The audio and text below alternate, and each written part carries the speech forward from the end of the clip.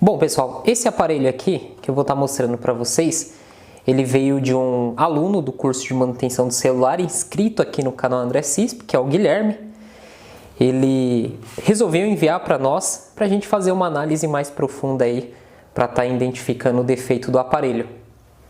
Bom, sempre quando vocês forem pegar aparelho de qualquer cliente ou algum cliente que vá lhe enviar pelo Correios, peça para enviar junto à consulta do e-mail. Ou, se o cliente chega na sua loja, faça a consulta do e-mail para você não ter problema com aparelhos roubados ou furtados, ok? Seja bem-vindo ao canal André Cisp. Dou aula há 14 anos, tenho grande experiência em consertos de computadores, notebook, aparelhos celulares, redes e eletrônica geral. Já formei milhares de alunos em cursos presenciais e online. Aqui no canal você encontra mais de 347 videoaulas, onde compartilho todo o meu conhecimento com você. Este é o canal André Cisp. Então olha só que legal. Ele nos enviou aqui a consulta do e-mail, imprimiu. Então aqui consta o e-mail do aparelho e não cadastrado. Aqui a data da consulta. Então maravilha, ou seja, eu posso mexer com esse aparelho sem problema algum, porque é um aparelho que não tem aí o e-mail bloqueado, né? Não é um aparelho de roubo e furto. E lógico que a gente que conhece a pessoa, né, sabe a procedência, a índole da pessoa para estar enviando o aparelho aí para nós. E ele nos enviou uma observação. Está escrito aqui, informações do aparelho. O mesmo deu entrada com problemas no Wi-Fi e desligava frequentemente. Estão faltando parafusos e a tela está trincada. Ainda tem uma semana parada por causa do acidente, sou grato. Logo retomo o curso. Então esse aluno aqui, ele sofreu um acidente de moto. Comprou o curso, começou a fazer e pegou esse aparelho e devido a esse acidente aí atrasou praticamente o serviço dele. E aí ele nos enviou para a gente dar uma analisada e tá verificando aí. Existem alguns problemas quando você pega aparelho de outros técnicos ou de outras assistência ou de um cliente que é função, né? Muitas vezes o que está descrito no papel ou que o cliente informa, você não vai se deparar durante os testes, ok? Então aqui está, o aparelho está aqui está a bateria. Então olha só que legal, ele mandou a bateria separada. Então essa bateria, esse aparelho aqui, ele é um Moto G2. Então essa bateria, ela tá um pouquinho surradinha, né? Um pouquinho, tá um pouquinho feia, mas não significa que ela esteja ruim. Então a bateria do aparelho Moto G, você vem aqui, ó, o polo da esquerda e da direita, com o multímetro nós vamos verificar a tensão para ver se está ok.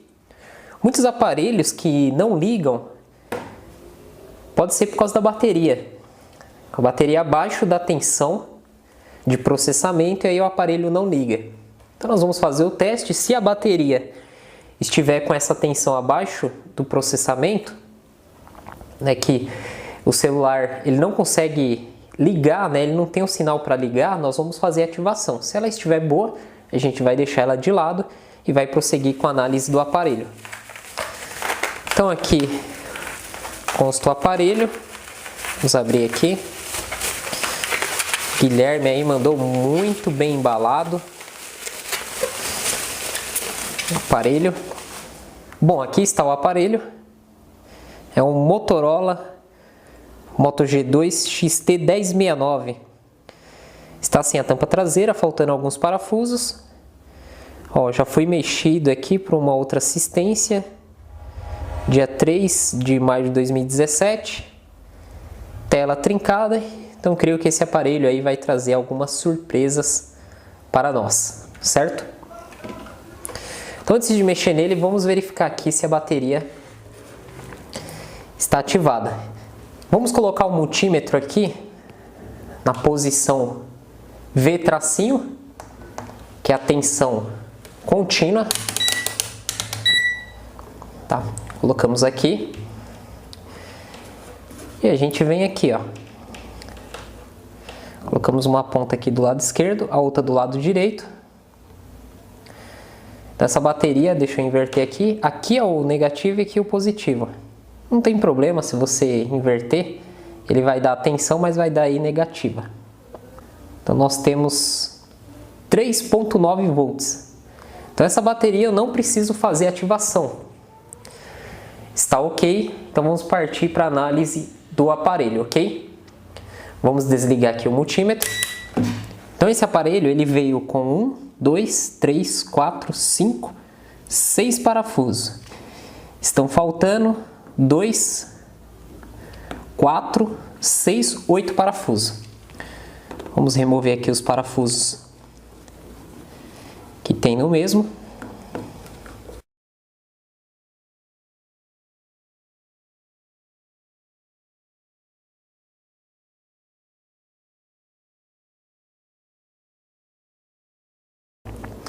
Após remover a tampa traseira, você vai fazer o quê? Vai guardar os botões.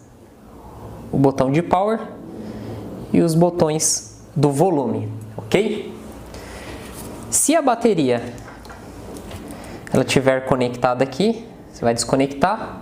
Dependendo do aparelho celular, use espátula de plástico, tá? Nunca usar a de aço, alumínio, porque você vai estar mexendo no local que tem a bateria, que tem energia na placa, então a espátula de plástico, ok? Aqui eu vou desconectar essa borrachinha que está aqui no flat aqui da frontal. Esse aparelho aqui ele é frontal completa, então muito cuidado com essa trava aqui, ela é de plástico e muito sensível. Se você danificar, dá para fazer o reparo também, só que aí você tem que ter já as práticas, conhecimento mais avançado nessa parte aqui, ok? Então removi. Nós temos aqui a câmera. Vamos remover aqui. Aqui é só puxar para cima e pronto. Então essa tela está quebrada, né? Não serve mais. Vamos deixar aqui a câmera no aparelho. Bom, agora vamos retirar aqui a blindagem. Antes vamos retirar aqui os slots. Aqui eu tenho o Vibracal, os slots de chip, cartão de memória. E essa placa ela tá com essa blindagem aqui. Após o reparo você deve colocar a mesma, tá? Essa blindagem ela tem função na placa do aparelho. Então vamos remover aqui a blindagem desse lado e também do outro lado.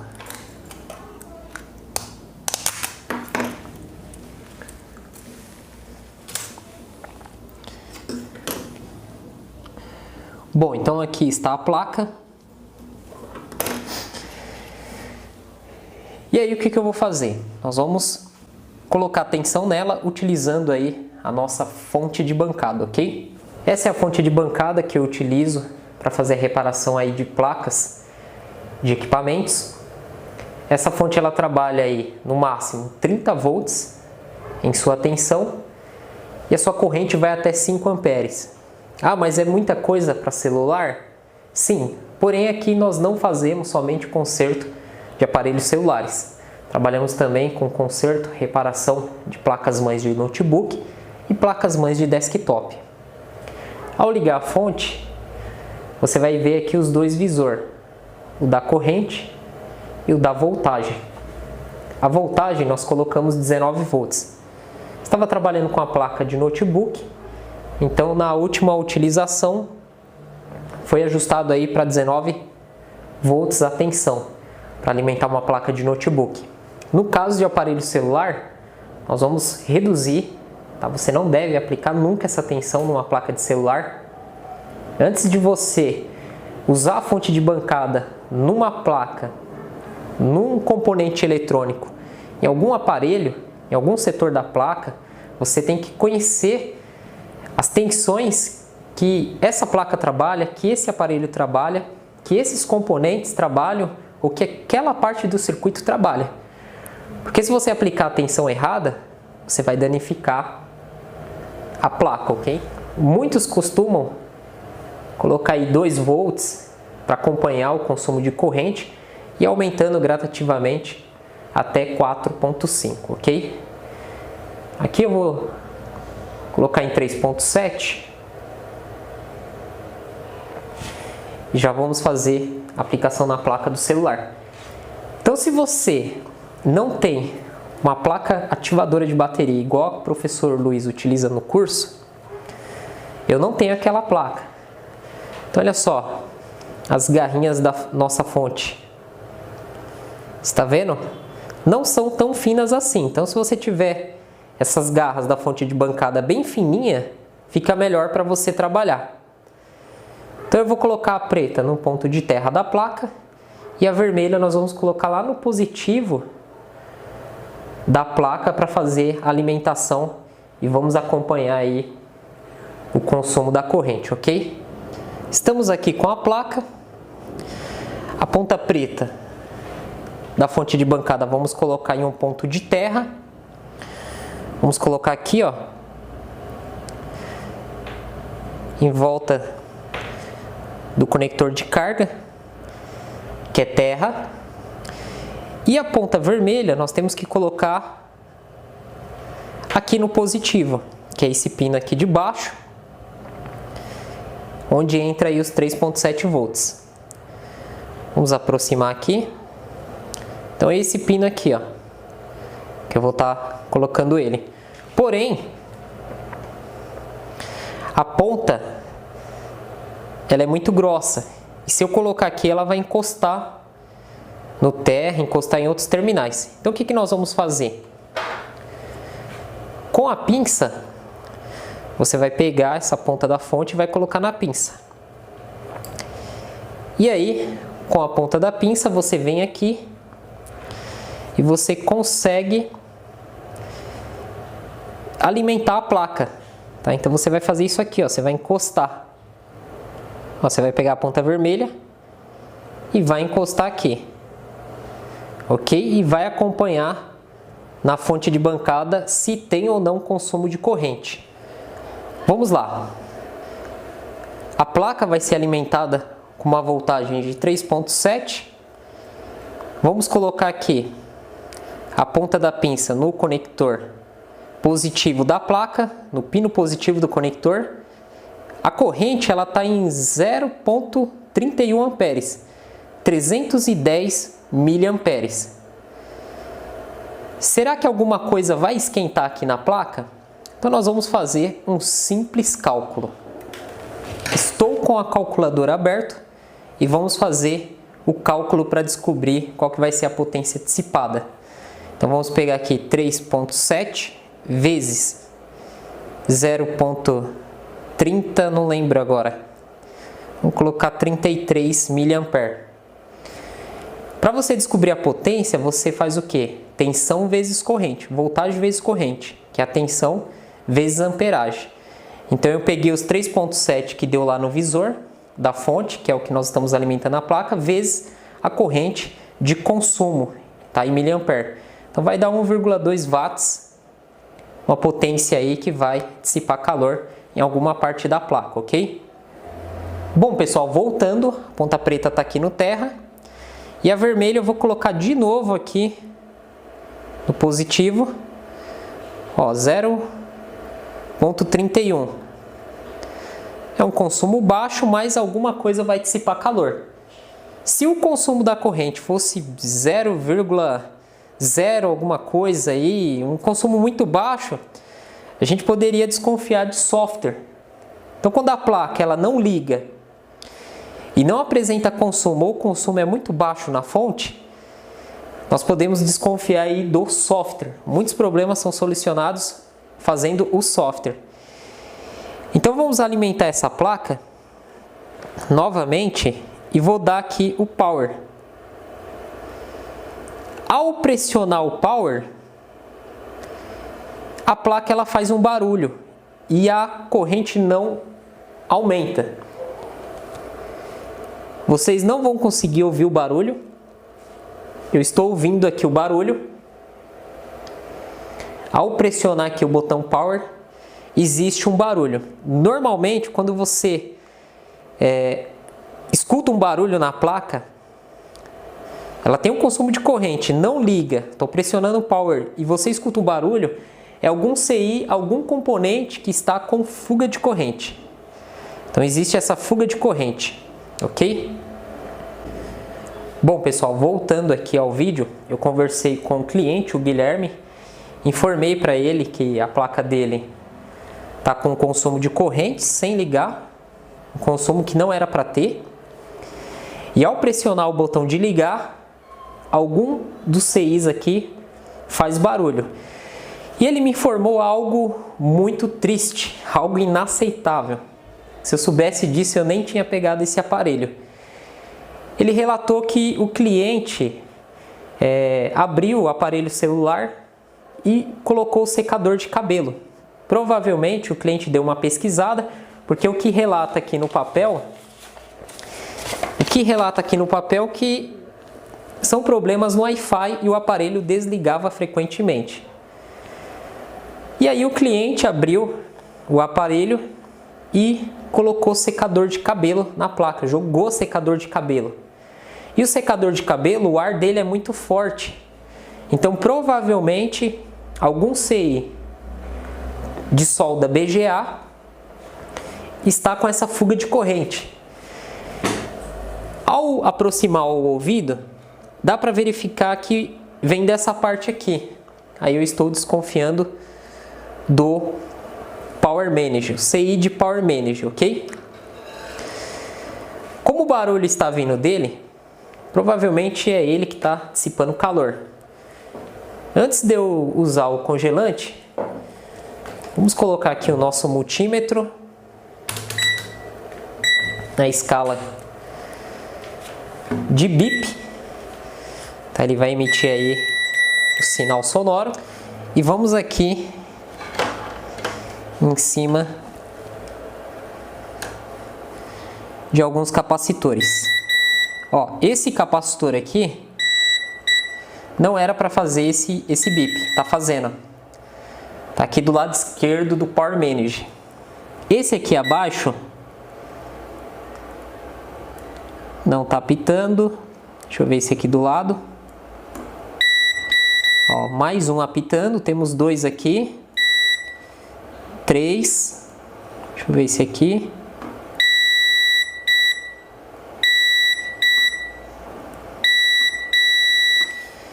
Então nós temos vários capacitores em volta aqui do Power Manager. Aqui está o Power Manager, em volta dele nós temos aí vários componentes como bobina, capacitores, temos um cristal aqui também. Então em muitos casos que o aparelho não liga, você trocando algum desses componentes, o aparelho volta a funcionar. Provavelmente o secador de cabelo, quando foi jogado na placa, deve ter danificado o Power Manager. Ah, uma ressolda de Power Manager vai resolver? Não, não vai resolver nesses casos. Somente você fazendo o replace, que é a troca do mesmo. Você vai ter que rebalar ele e fazer esse replace. Como que eu sei que é o CI de Power Manager? Vários capacitores em volta estão em curto. Então quando vários em volta estão em curto, o problema está aqui no CI que está entre eles, né? Os capacitores que estão à volta nele, aqui no centro você tem o CI. Então o que nós vamos fazer? Vamos usar o congelante para ver qual que é o primeiro componente que vai se manifestar com calor. Se for ele, a gente tem aí 100% de certeza que é o Power Manager dessa placa. Então vou desligar aqui o multímetro. Então eu vou colocar aqui o congelante. O congelante ele é muito caro, você tem que usar ele em aparelhos mais caros. Só vou usar nessa placa para mostrar para vocês, ok? Nós estamos fazendo um estudo, uma análise. Então vamos lá. Aí, ó. Congelou. Tá vendo? Vamos aplicar aqui.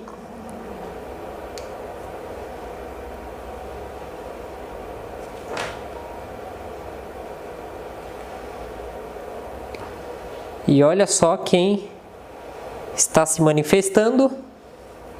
Quem descongelou primeiro? O Power Manager. Em volta, ó, tá congelado e aqui o Power Manager já se manifestou. Então, pessoal, a dica que eu dou para vocês, quando forem pegar um aparelho de um cliente, fazer a consulta de e-mail, fazer a ordem de serviço, e aí você vai fazer uma análise para estar passando o orçamento para ele. Dependendo do que o cliente fala, você já tem uma noção.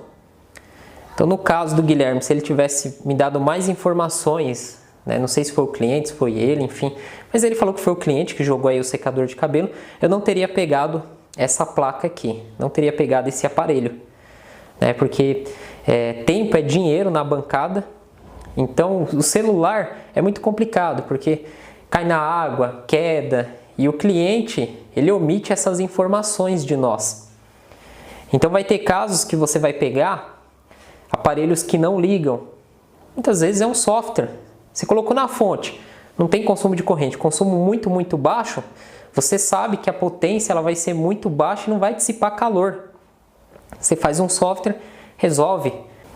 Muitas vezes você pega um aparelho que não está ligando e ao ligar na fonte de bancada o consumo de corrente vai lá em cima, você já identifica um capacitor, você faz a troca. Então tem muitos reparos que são muito simples e fácil. Outra coisa que me fez desconfiar do Power Manager foi o barulho. E olha só, se você alimentar aqui a placa com a bateria e pressionar o botão, ele faz o barulho também. Eu vou fazer o quê? Eu vou colocar o microfone aqui em cima, vou pressionar o botão. Não sei se vocês vão conseguir ouvir aí, mas vamos fazer esse teste, ok?